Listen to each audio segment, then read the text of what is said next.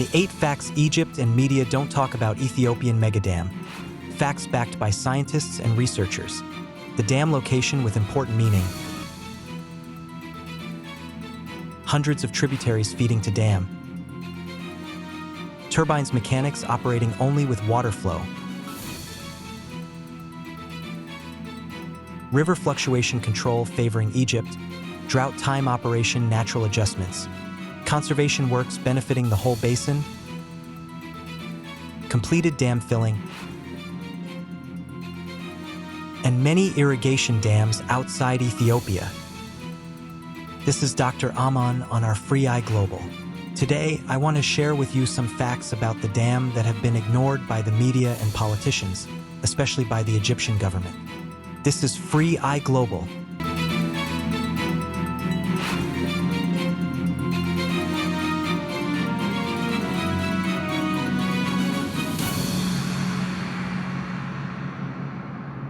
Welcome, this is Free Eye Global, where we discuss international relations, diplomacy, geopolitics, global trade, investment, currency exchanges, and more. Hello, everyone. I hope you are all fine wherever you are. I am sure that many of you have been following the news about Egypt's dispute with Ethiopia over the construction of Ethiopia's $5 billion hydroelectric dam, the Grand Ethiopian Renaissance Dam, the GERD, the largest hydroelectric dam in Africa. This is Dr. Aman on our Free Eye Global. Today, I want to share with you some facts about the dam that have been ignored by the media and politicians, especially by the Egyptian government. Perhaps deliberately ignored or deliberately kept hidden from the Egyptian people. So many international media have been covering about Egypt's dispute with Ethiopia over the mega hydroelectric dam. But I don't remember any of them covering or sharing some key facts I am about to share with you about the dam. All of them ignored, hid, or failed to share these important facts about the dam. What are these facts? And how come the media failed to see, failed to share, or ignored for so long? Why nobody talks about these critical facts? How come they ignore or hide for so long? Let's see the facts that media and politicians, especially in Egypt, ignore or fail to see about the dam. Let's start by asking why Egypt opposes the dam construction. Is it better for Egypt if the dam was not built? Is Egypt better off without the Ethiopian megadam? Or let's ask this way. Does the GERD harm or improve Egypt's water security? The answer will surprise you. Science and empirical research show that the hydroelectric dam, the GERD, in fact improves downstream countries' water security. Yes, both Egypt's and Sudan's water security improves because of GERD construction and operation. Yes, the river flow to both Egypt and Sudan improves because of the GERD construction and operation. But how? Let's see together. Let's see how their water security improves with the dam.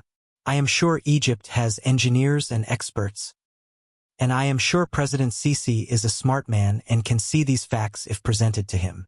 So, let's see the reasons one by one. First, location. Look at the location of the dam. Very close to the border with Sudan.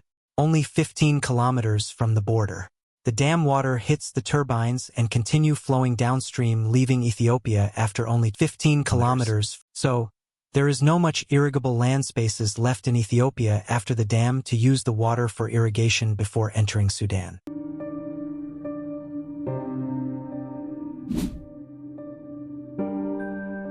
Second, tributaries.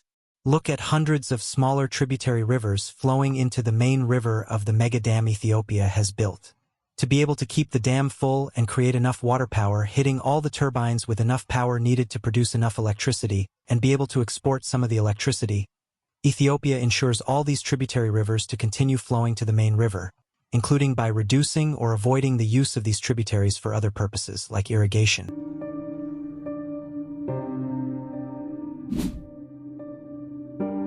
Third, the dam mechanics. Look at the way the dam operates and functions. A hydroelectric dam functions and produces electricity as powerful water current hits and passes through the turbines, which then continues flowing downstream to Sudan and Egypt with increased volume and more steady flow. Hydroelectric power is not produced from the accumulated sitting reservoir water, but by powerful water flow through the turbines and out of the dam, ensuring the continuation of an even more steady flow of the river to the downstream countries. Fourth, reducing flow fluctuations and extremes. One of the purposes of the dam reservoir is to level the water flow fluctuations by reducing the outflow volume during rainy seasons by storing more water and increasing the natural outflow during dry seasons using the stored reservoir water, meaning more water outflow during dry seasons than its natural flow under scenario where there is no dam. Various research also supports this and state that the dam improves the river flow to downstream countries. Through flood control, the dam also improves the safety of crop farms and dams in Sudan and Egypt. For example, see research by Geneva Water Hub and more research links we will put in the comment section below.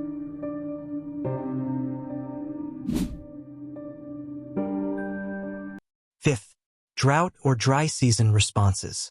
To be able to generate enough electricity during drought seasons, Ethiopia would need to allow sufficient water flow to the dam, including cutting other uses of the rivers, and allow sufficient water, more than natural flow, to pass through the turbines.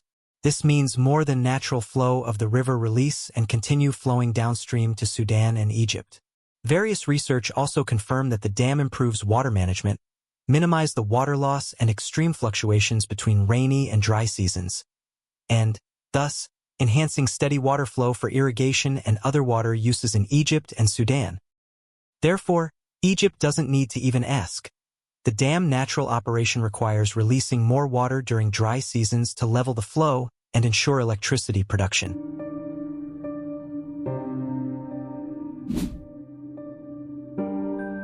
Sixth, environmental protections and improving river flows. Ethiopia has been engaged in huge green legacy campaigns planting billions of trees every year, planting total of over 50 billion trees since 2019. This and other environmental protection programs reduce drought occurrence and improve river flows.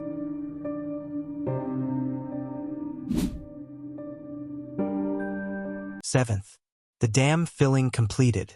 Probably you have heard experts saying the river flow will be reduced only during the filling period, and Egypt used to propose and request slow filling over a very long time. Various reports indicate that there was only 3% reduction in river flow during the filling period. Now, the filling is complete and no more reduction due to filling the dam.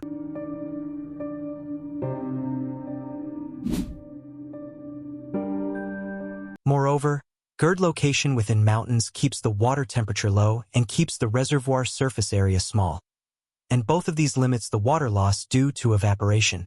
Last but not least, several irrigation dams outside Ethiopia.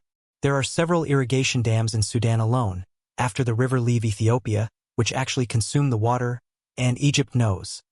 It is an irony that Egypt complain about a hydroelectric dam that does not consume water, rather improves the flow to Sudan and Egypt as we have seen in this video. Summary and conclusion. Due to physical, technical, geographical, operational, and functional reasons, the dam creates increased and more steady flow of the river downstream to Sudan and Egypt, more than its natural flow during dry seasons. One of the purposes of the dam creating reservoir is to increase water flow during dry seasons. Without the megadam, the river could be used for other purposes such as irrigation during drought seasons. But now, it remains flowing to the dam, to hit the turbines and continue flowing downstream. Various research also confirm that the GERD improves the downstream river flow and has insignificant impact on downstream countries. In other words, the dam improves water security of the downstream countries including Egypt, meaning Egypt is naturally better off because of the dam existence and operation. Therefore, Sudan and Egypt just need to focus on using the river more efficiently and cooperatively. Moreover, Egypt should stop misleading Egyptians and the world, and should stop spreading baseless fears and wasteful harmful propaganda campaigns and threats to Ethiopia and its people. Instead, since the dam benefits Egypt in several ways, it is better to join Ethiopia in celebration of the dam inauguration and enhance broader cooperation with Ethiopia and with the other Nile Basin countries. Thank you for watching and listening, and let's share this video so that it reaches Egypt and its people to have objective understanding of the dam and its benefits, and avoid unnecessary blames and confrontations with Ethiopia. Those who speak Arabic well, please share the key message points with them. If you have questions, comments, or suggestions, please let us know through the comments section below. For follow-ups on this topic and similar discussions about important socio-economic and geopolitical matters, please subscribe to our channel, turn on the notification bell, and share with your friends and connections. Thank you again for tuning in. See you next time. Bye for now. This is Free Eye Global.